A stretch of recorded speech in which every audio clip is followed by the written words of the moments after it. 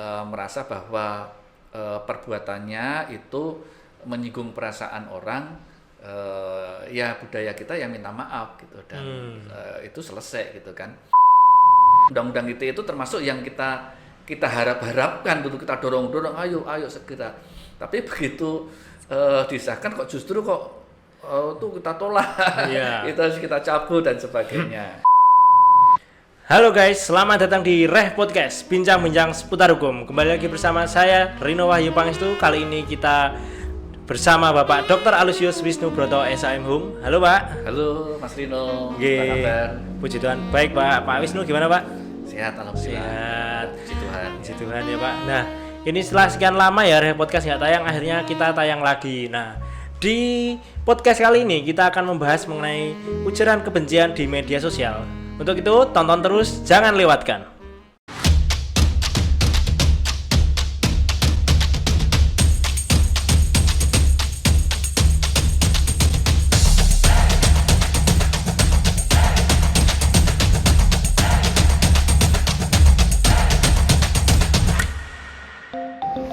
Halo, selamat datang di Reh Podcast, bincang-bincang seputar hukum. nantikan perbincangan kami bersama narasumber-narasumber pilihan Dengan topik-topik yang up to date. Tonton terus dan jangan lewatkan. Oke, ujaran kebencian di media sosial. Ini nampaknya isu yang cukup hangat pada saat di akhir-akhir ini ya, di 2020-2021, terutama di masa pandemik ini. Orang-orang banyak memegang HP, orang-orang banyak memegang laptop, jarang bersosialisasi, hanya mereka bergaul di media sosial saja. Nah, media sosial itu sebenarnya membantu sekali untuk kehidupan kita, untuk sharing info-info menarik, untuk kita yang kuliah itu untuk mencari materi kuliah sangat mudah. Untuk kita kemarin pandemi juga bisa mendekatkan yang jauh, walaupun nggak bisa bertatap muka secara langsung, tapi bisa melalui media Zoom, Microsoft Teams, dan lain-lain. Tapi di sisi lain ternyata media sosial juga ada dampak buruknya, karena orang menjadi sangat bebas untuk berbicara melalui jempolnya, ya, seperti itu ya. Saya berbicara melalui jempolnya yang kadang susah dikendalikan dan bahkan berakhir pada sebuah ujaran kebencian, atau pada zaman sekarang ini sering disebut hate speech gitu bahasa gaulnya gitu Pak Wisnu ya. Kalau Pak Wisnu ini sebagai dosen ya Pak ya di Fakultas Hukum. ya, ya. Ceritanya begitu. Jadi kali ini kita akan mengupas tuntas mengenai hate speech atau ujaran kebencian ini bersama Bapak Dr. Alusius Wisnubroto SHM yang merupakan salah satu dosen hukum pidana di Fakultas Hukum Universitas Atmajaya Yogyakarta. Begitu ya Pak. Gimana nih Mas Rino, kok kelihatannya risau dengan hate speech?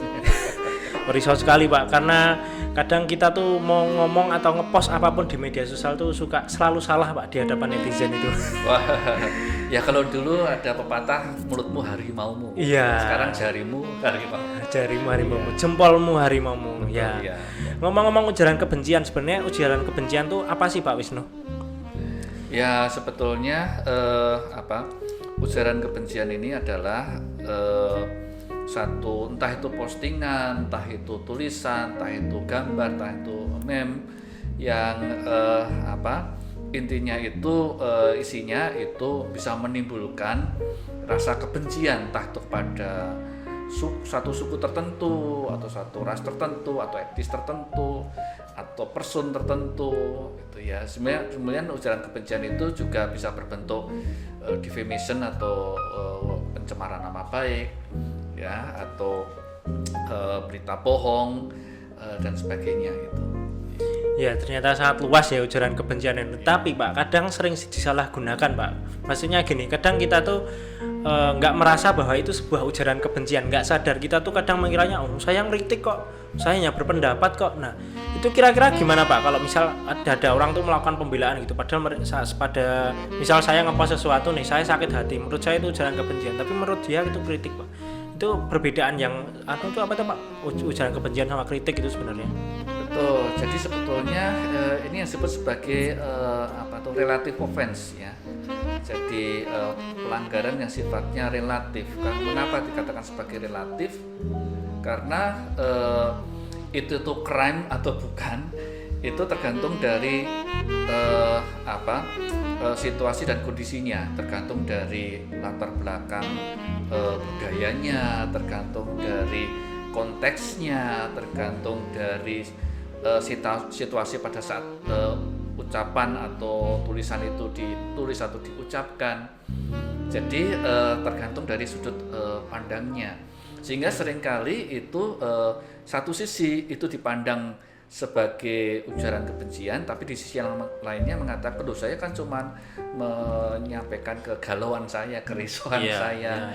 Ya, tapi kenapa kemudian berurusan dengan polisi atau berurusan dengan hukum?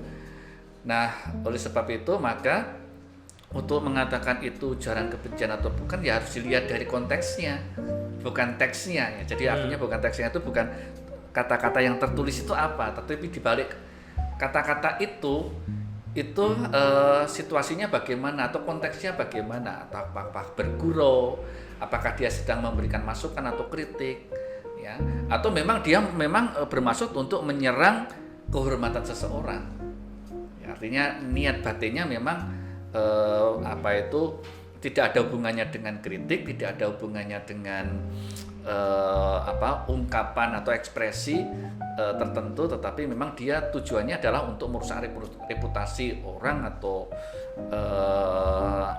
etnis tertentu atau kelompok tertentu begitu. Oke. Berarti sangat kontroversial sekali ya Pak ini bahas tentang ujaran kebencian ini. Iya. Nah, tapi Pak kalau ngomong-ngomong kaitannya sama hukum nih Pak, terkait dengan Indonesia kan negara hukum, negara yang menjunjung tinggi hak asasi manusia Pak. Terkhusus nih yang biasanya sering jadi pembelaan juga nih, Indonesia kan negara yang bebas berpendapat. Nah, maka ini seringkali terjadi pada saat misal netizen atau warganet itu mengkritik pemerintah Pak. Itu karena yang ditakutkan sekarang mengkritik sedikit nanti ada ding tukang bakso di depan rumah, nah gitu loh, dikit-dikit ditangkap lah. Itu gimana Pak terkait dengan demonstrasi atau ungkapan berpendapat untuk pemerintah, masukan untuk pemerintah, kan seringkali sekarang pemerintah agak sensi ya Pak. Itu gimana Pak menurut Pak Wisnu sendiri? Ya sebetulnya kalau yang namanya kritik, pemerintah kan justru membutuhkan kritik. Pak Jokowi juga berkali-kali yang mengatakan saya dikritik dong gitu kan, karena justru kritik itu yang diperlukan untuk memperbaiki ya kinerja yang mungkin masih ada yang kurang di sana sini begitu ya. Nah hanya memang bagaimana cara menyampaikan kritik, saya kira kita di samping negara hukum kan juga negara yang berbudaya, budaya yang beradab, yang apalagi masuk budaya timur ya, ketimuran ya, mestinya ya kan kita juga ada rasa sopan santun, mestinya kan harus menjunjung tinggi nilai-nilai luhur bangsa Indonesia yang menyampaikan secara santun, menyampaikan secara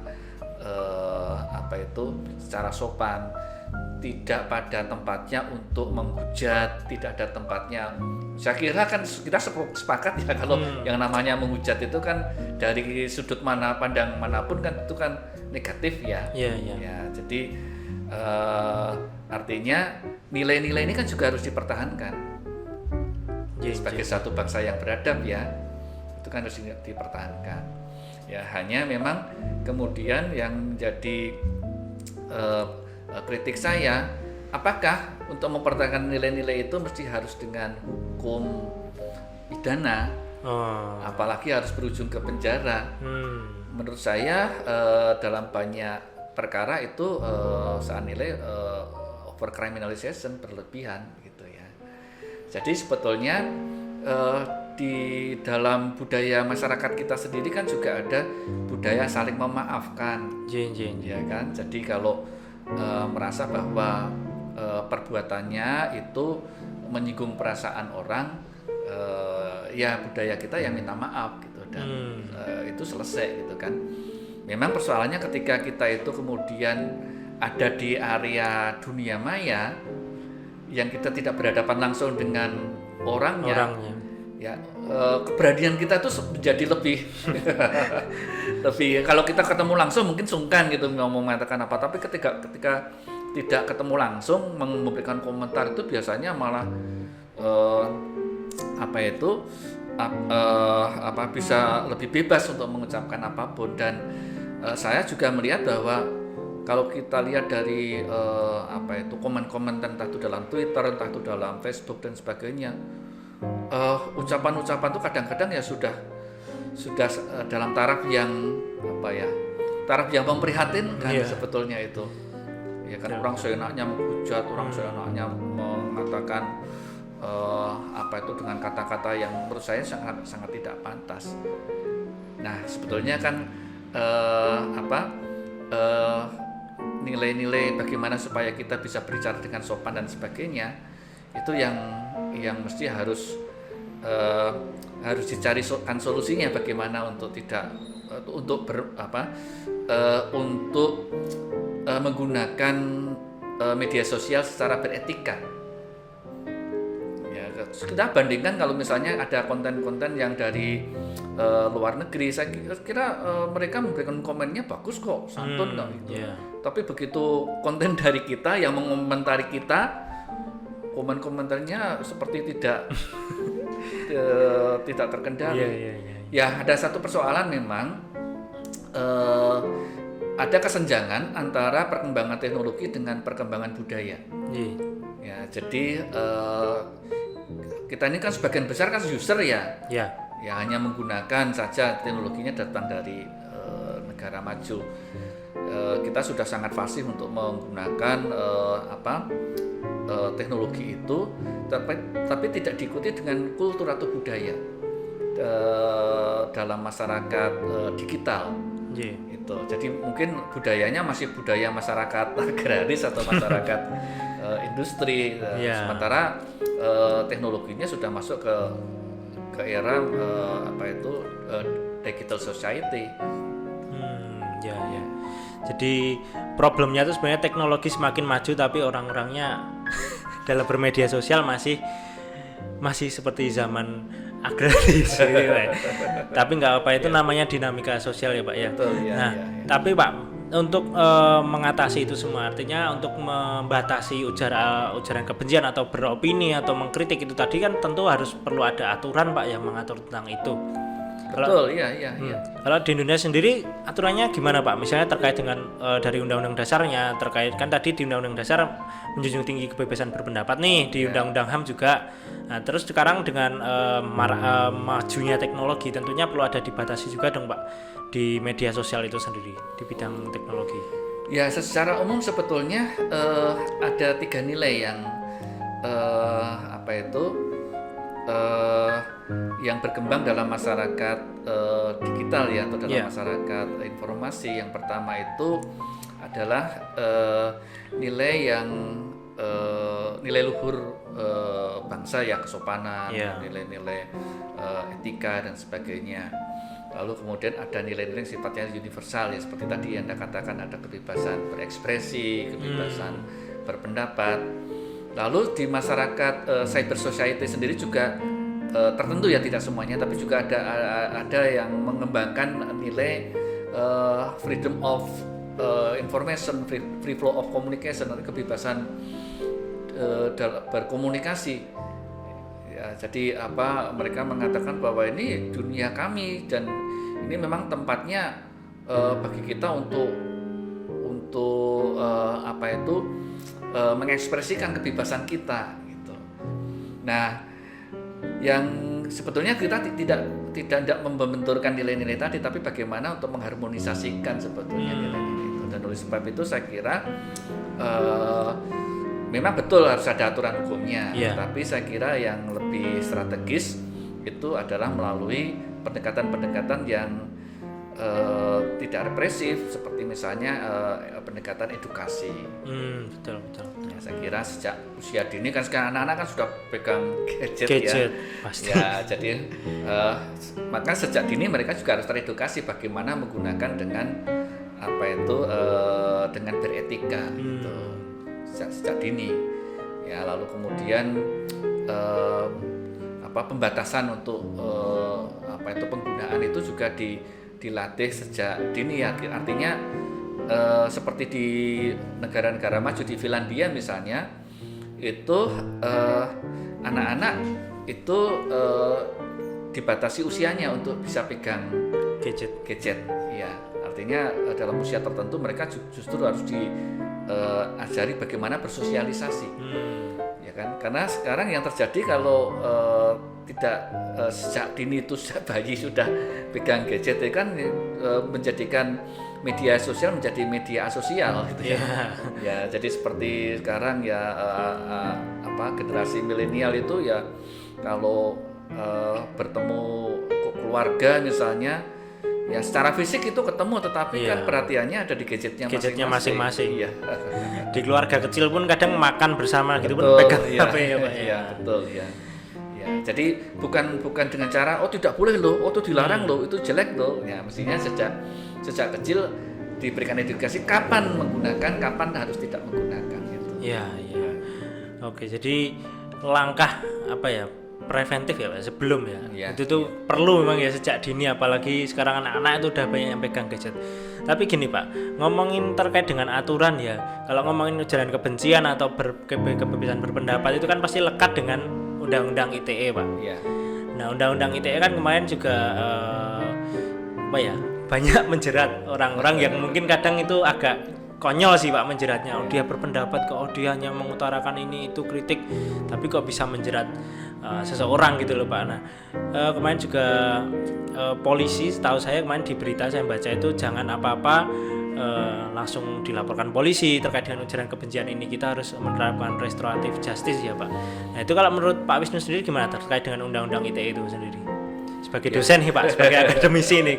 Ya. Kalau Mas Rino merasa terancam nggak dengan undang-undang itu? Nah, betul Pak, sangat terancam Pak, karena mau mengkritik atau apa gitu tuh kadang wedi aku hapus lagi takut. Ya paling tidak ada kesadaran untuk mengoreksi apa yang dia betul Pak gitu aja. Ya sebetulnya menurut saya itu oke. Kalau dari substansinya sebetulnya kan nggak ada yang salah kan, artinya tidak pada tempatnya orang itu mencemarkan nama baik orang lain, apalagi sampai merusak reputasinya atau memicu rasa kebencian terhadap etnis tertentu atau terhadap suku tertentu atau terhadap agama tertentu. Ya, jadi sebetulnya dari sisi substansi normanya menurut saya sih tidak ada masalah. Ya. Yang menjadi masalah itu pertama norma itu sifatnya abstrak, jadi tidak operasional. Ya seperti tadi kan ada yang mengatakan oh ini pencemaran kok, oh ini bukan, ini kritik gitu kan. Nah kemudian yang menjadi lebih penting lagi adalah mereka yang menjalankan atau menerapkan norma tadi. Ya, jadi karena saya lihat justru persoalannya ada pada penerapannya atau pada pengaplikasiannya. Ini juga terkait dengan masalah cara bagaimana para aparatur penegak hukum kita itu bernalar. Cara bernalarnya saya lihat dalam banyak kasus itu lebih banyak ke lebih yang legalistik, positivistik, bunyi teksnya, ya kan? Bukan konteksnya. Nah ini yang seringkali kemudian sehingga menimbulkan wah ini ada korban undang-undang ITE gitu kan. Nah, padahal dulu undang-undang ITE itu kita nantikan. Indonesia kan yang paling terlambat untuk memiliki cyber law. Kalau dibandingkan dengan Malaysia, dengan Singapura, negara tetangga kita, mereka lebih dulu tahun 90-an mereka udah punya. Kita baru tahu punya itu tahun 2008. Iya, 2008. Terlambat memang, dan undang-undang ITE itu termasuk yang kita harapkan untuk kita dorong ayo segera. Tapi begitu disahkan kok justru itu kita tolak, itu harus kita cabut dan sebagainya. Dan harus dipahami bahwa seolah-olah undang-undang ITE itu isinya hanya cybercrime, isinya terutama lebih spesifik lagi isinya hanya pencemaran nama baik. Ya kan seolah-olah kan itu sudah cabut undang-undang ITE gitu kan. Padahal undang-undang ITE itu namanya saja kan undang-undang mengenai informasi dan transaksi elektronik. Ya, jadi mengatur bagaimana pemanfaatan informasi, mengatur bagaimana pengelolaan informasi, bagaimana bertransaksi secara elektronik itu sangat kita perlukan. Kita bayangkan di era digital gini kalau tidak ada aturan bagaimana bertransaksi elektronik, liar sekali, ini kan. jadi undang-undang itu sangat kita perlukan. Bagaimana penyelenggara elektronik yang handal, yang bisa dipercaya itu kan harus ada standarnya, gitu kan. Dan itu undang-undang ITE.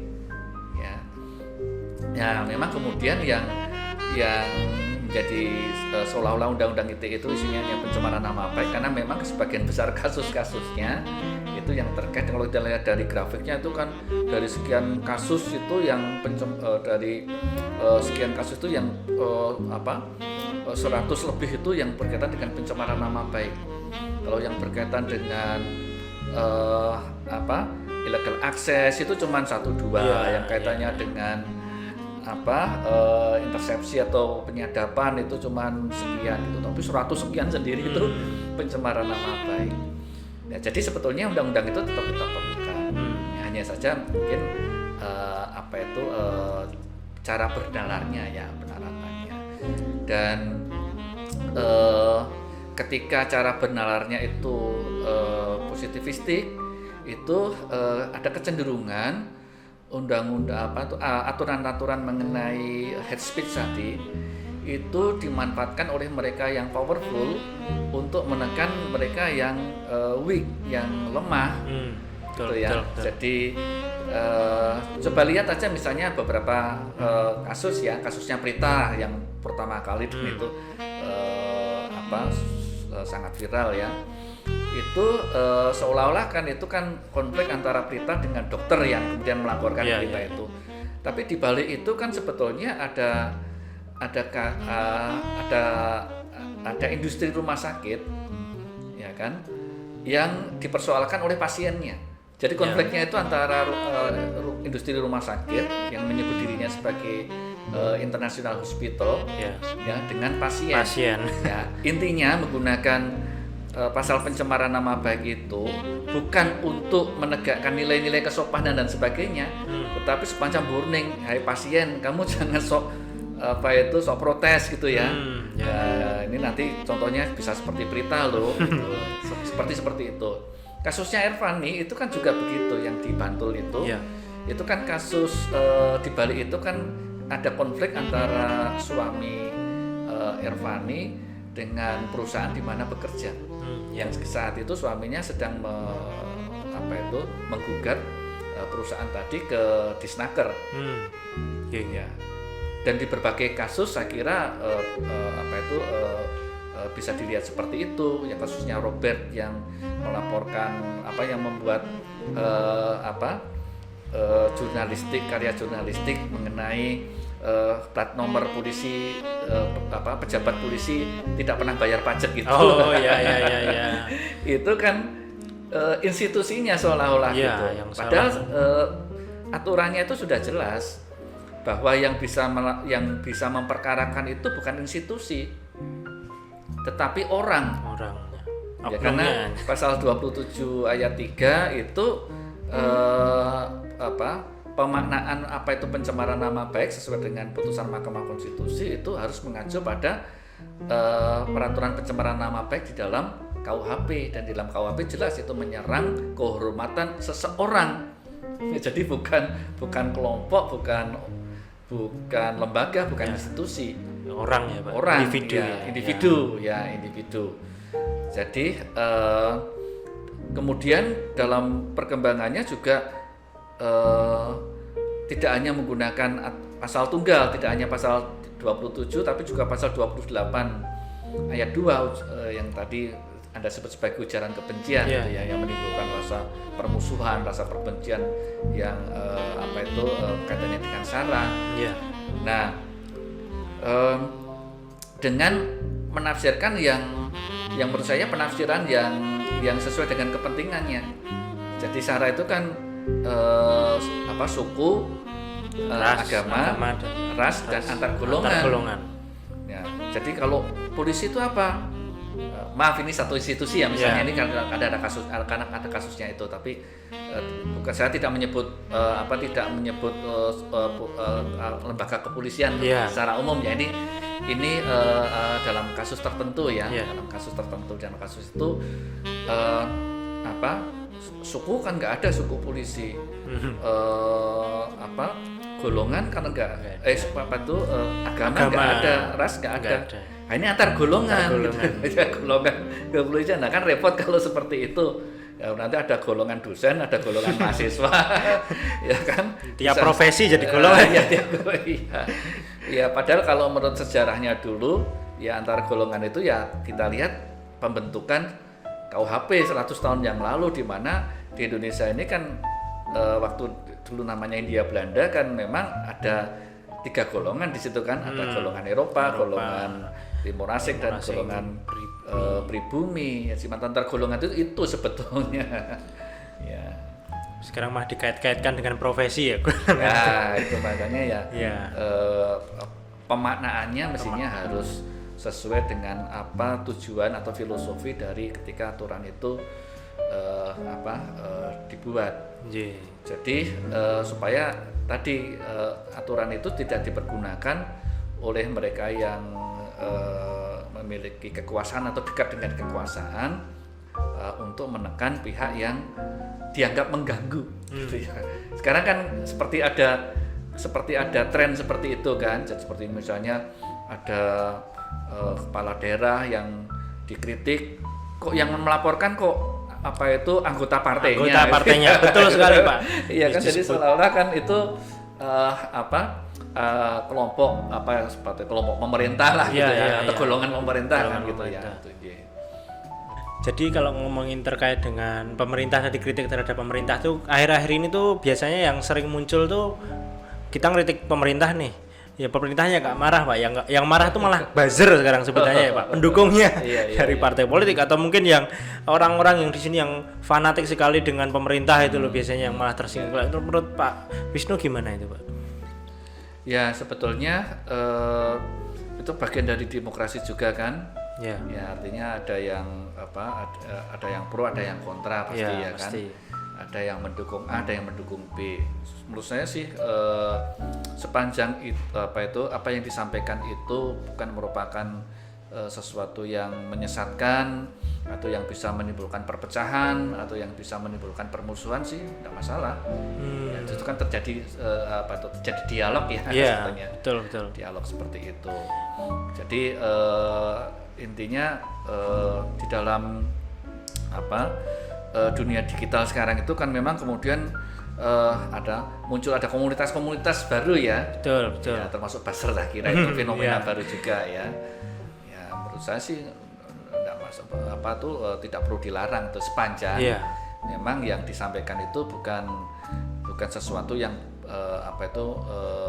bisa membahayakan keamanan negara, bisa membahayakan keutuhan bangsa dan sebagainya. Lalu gini Pak Wisnu kan sebagai dosen pasti erat sekali dengan yang namanya seorang ahli, betul nggak Pak? Pasti Pak Wisnu sering banget nih dipanggil sama pengadilan nih buat jadi ahli. Ada nggak sih Pak pengalamannya Pak Wisnu terkait menjadi ahli terkait untuk kasus-kasus ujaran kebencian atau kebebasan berpendapat atau terkait dengan undang-undang ITE ini Pak? Iya, jadi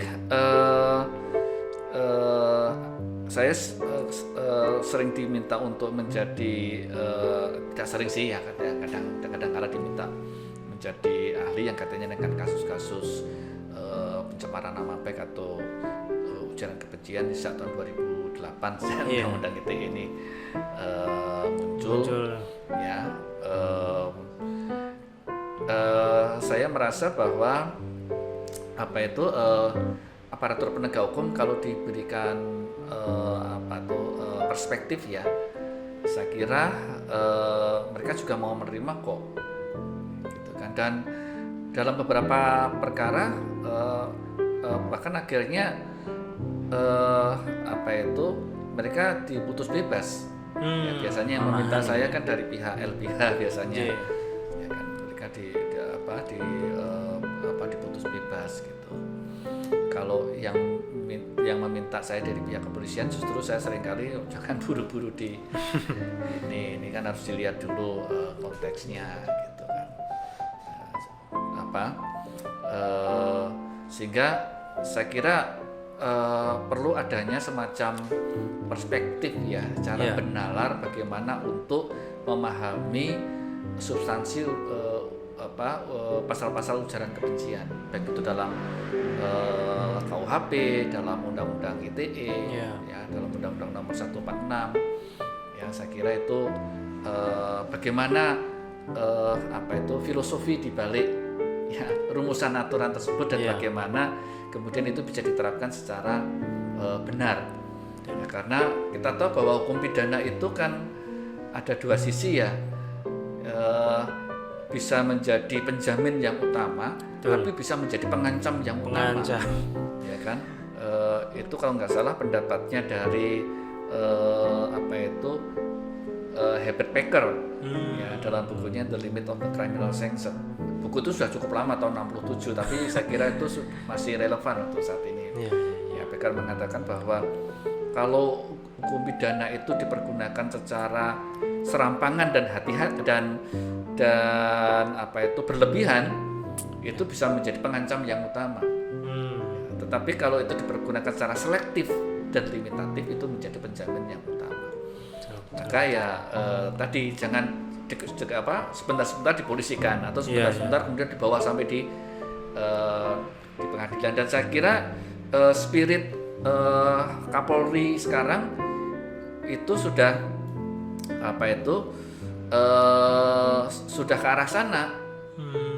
Ya, artinya jangan terlalu mudah untuk mengkriminalisasikan seseorang dengan pasal-pasal yang terkait dengan ujaran kebencian. Jadi misalnya yang harus mendahulukan penyelesaian secara dengan restoratif justice, atau dilakukan klarifikasi, ya maksudnya apa, begitulah. Dan kalau kemudian mereka yang dipolisikan karena pencemaran nama baik itu minta maaf, perkara selesai. Gitu kan, spiritnya sebetulnya sudah Kapolri sudah baik, sudah sesuai dengan tracknya ya, bagaimana menerapkan aturan-aturan tersebut.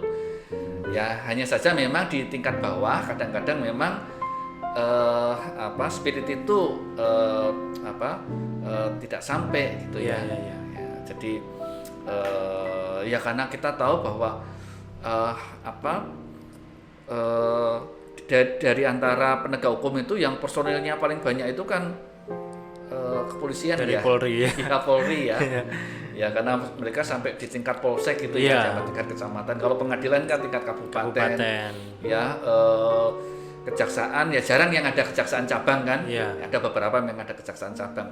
Tapi pada umumnya ya hanya di kabupaten kota. Tapi kalau kepolisian kan kadang-kadang dalam satu kecamatan aja lebih dari satu polsek kan. Ya, seperti Depok itu ada 3 polsek. Iya, jadi bagaimana untuk melakukan sosialisasi memang butuh waktu ya. Butuh waktu. Tapi paling tidak kalau dari atas sudah ada spirit bagaimana menerapkan aturan itu secara benar, ya mudah-mudahan di kemudian hari ya penyidik ini bisa lebih menjalankan fungsinya ya, tidak hanya sekedar untuk menegakkan hukum dalam arti sempit, tetapi sebagai pihak yang bisa menyelesaikan perkara dalam arti luas. Jadi menyelesaikan perkara itu bukan berarti kalau ada laporan kemudian dilakukan penyidikan ditingkatkan ke penuntutan. Itu sudah tercapai, sudah terwujud. Nah, kadang-kadang kita juga seringkali dikelirukan dengan dengan cara penilaian yang tidak terlalu tepat. Misalnya, wah ini sudah berhasil loh, misalnya lembaga penegak hukum ini, berhasil apa? Ini yang laporannya sekian, yang lidik sekian, ya, yang sampai ke tuntutan sekian. Wah berarti ini ada peningkatan gitu. Jadi seolah-olah capaian itu hanya kalau sudah melakukan pemeriksaan, penyelidikan, selesai menyusun berkas, dilimpahkan ke penuntut umum, tidak memilih lagi, itu sudah terwujud. Sudah penyelesaiannya itu sudah wujud penyelesaiannya itu, padahal sebetulnya tidak. Karena sebetulnya filosofi peradilan itu kan resolution konflik itu yang sering dilupakan, termasuk peradilan pidana. Ya. Nah, makanya sekarang di kepolisian ada peraturan Kepolisian Republik Indonesia Perpol ya mengenai penyelesaian dengan penerapan restoratif justice. Kejaksaan pun juga ada peraturan Kejaksaan Republik Indonesia mengenai penghentian penyidikan dengan penerapan restoratif justice. Di Mahkamah Agung juga seperti itu. Saya kira spiritnya penyelesaian perkara itu tidak selalu harus menghukum orang gitu Iya, ya. betul. Enggak dikit-dikit Iya. penjara. Betul, itu yang menyebabkan penjara kita tuh over capacity ya kan, daya tampungnya 500 yang di penjara 2.000 orang. Bagaimana pembinaannya gitu. Iya. Dan berapa besar biaya negara yang harus dikeluarkan, karena kan harus dibiayai orang itu. Nah, yang dikhawatirkan juga nanti dia masuk karena ujaran kebencian, keluar malah bisa jadi nyuri mobil, Pak. Ya, itu namanya presonisasi. Ya, jadi kira-kira seperti itu. Kita udah mengupas tuntas dari awal mengenai teori, mengenai pengalamannya Pak Wisnu sendiri sebagai ahli, terutama untuk menangani perkara-perkara yang terkaitan dengan Undang-Undang ITE atau terkait dengan ujaran kebencian. Nah, kira-kira ada closing statement Pak mungkin dari Pak Wisnu? Mungkin ada saran bagi kaula muda dan kaula tua, karena sekarang yang malah menakutkan itu juga orang-orang tua, Pak. Asal nge-share gitu. Betul, ya. Yeah. Jadi begini ya, teknologi itu tidak sesuatu yang tidak bisa kita hindari. Ya, mau tidak mau, suka tidak suka ya kita mau tidak mau karena masuk sudah pada peradaban digital ya. Jadi kita mau tidak mau harus akrab dengan teknologi. Ya. Namun demikian pemanfaatan teknologi itu saya kira juga harus disertai dengan etika. Ya, di dalam undang-undang ITE sebenarnya sudah ada juga, ada salah satunya prinsip kehati-hatian. Artinya ketika kita mau menuliskan sesuatu, men-share sesuatu, mesti harus kita pertimbangkan dulu. Artinya kita saring dulu sebelum kita sharing. Nah, betul sekali. Disaring dulu. Seringkali kan begitu ya. Kita hanya lihat headline-nya saja, lalu kita share, padahal belum kita baca isinya. Itu hanya karena mau gagah-gagahan kan, wah saya yang mendapat informasi lebih dulu gitu. Padahal ternyata isinya ujaran kebencian. Nah, itu harus hati-hati ya. Lalu saya kira kemudian ini untuk penegak hukum, saya kira ini lebih ke budaya hukumnya ya, untuk bagaimana kita menggunakan penalaran hukum secara kontekstual, ya bukan secara tekstual. Artinya harus kita lihat persoalannya secara utuh. Ya. Jadi di balik persoalan itu sebetulnya ada persoalan apa toh? Mereka orang dipolisikan hanya karena postingannya, hanya karena kata-katanya dan sebagainya. Ya, sehingga saya kira penyelesaian perkara itu tidak harus berujung pada sanksi pidana apalagi penjara. Ya, jadi apalagi saya kira kepolisian itu ujung tombak ya. Saya kira itu penting sekali. Spirit dari Kapolri saya kira sudah sangat jelas bagaimana cara penanganan kasus-kasus kejahatan cyber, khususnya yang berkaitan dengan ujaran kebencian.